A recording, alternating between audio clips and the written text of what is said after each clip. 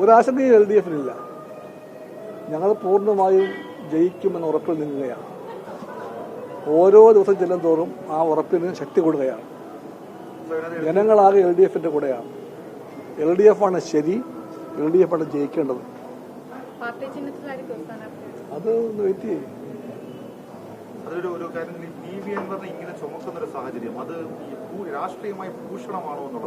ഒരിക്കലുമല്ല. കമ്മ്യൂണിസ്റ്റ് പാർട്ടിക്ക് എന്നും ഉറപ്പാണ് ആരാണ് അൻവർ എന്ന്. സഹോ ചന്ദ്രപ്പൻ ഒരിക്കൽ പറഞ്ഞു, ഇതേ അൻവർ CPI-യിൽ ചേരാൻ തയ്യാറായിട്ട് അന്ന് ഘട്ടമുണ്ട്.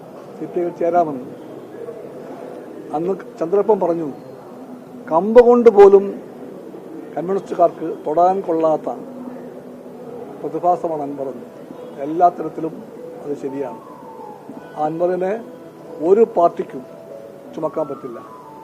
നമ്മുടെ രാഷ്ട്രീയത്തിലെ ഗതികേടിന്റെയും വൃത്തികേടിന്റെയും എല്ലാം പ്രതീകമായിട്ട് മാറിയ അൻവർ അദ്ദേഹം കുഴിച്ചു കൊഴി വീഴുകയാണ്. ഈ പാരിസ്ഥിതിക വിഷയങ്ങൾ പ്രത്യേക ശ്രദ്ധ CPI എല്ലാ കാലത്തും കൊടുത്തിട്ടുണ്ട്. ഈ വയനാട് തുരങ്കപാതയ്ക്ക് ഇപ്പോൾ കേന്ദ്രത്തിന്റെ അനുമതി ലഭിച്ചിട്ടുണ്ട്. അതിലെ CPIയുടെ നിലപാടെന്താണ്? CPIക്ക് എന്നും ആ നിലപാടുണ്ട്.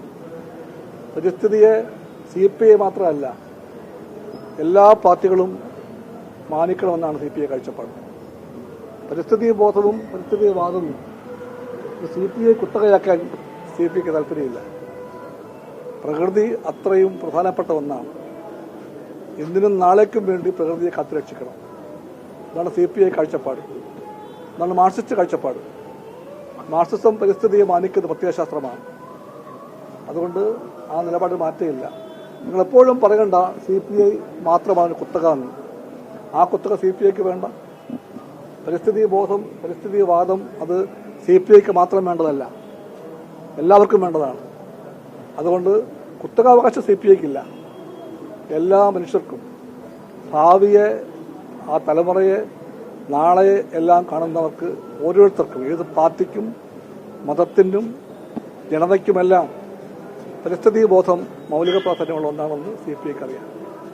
ഈ വയനാട് തുരങ്കപ്പാത, വയനാടിന്റെ യാത്രാ വിഷയം എല്ലാവർക്കും അറിയാം.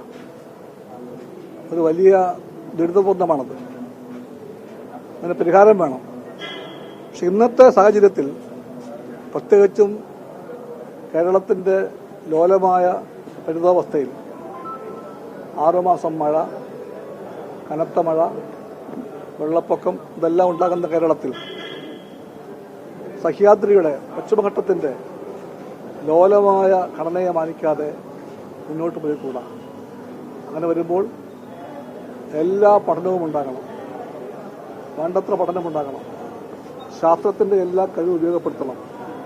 ശാസ്ത്രത്തിന്റെ കഴിവുകളെ അടിസ്ഥാനമാക്കി ജനങ്ങളുടെ ആവശ്യങ്ങളെ കൂടി പരിഗണിച്ചുകൊണ്ട് ഏറ്റവും ശരി എന്താണോ അതാണ് വേണ്ടത്.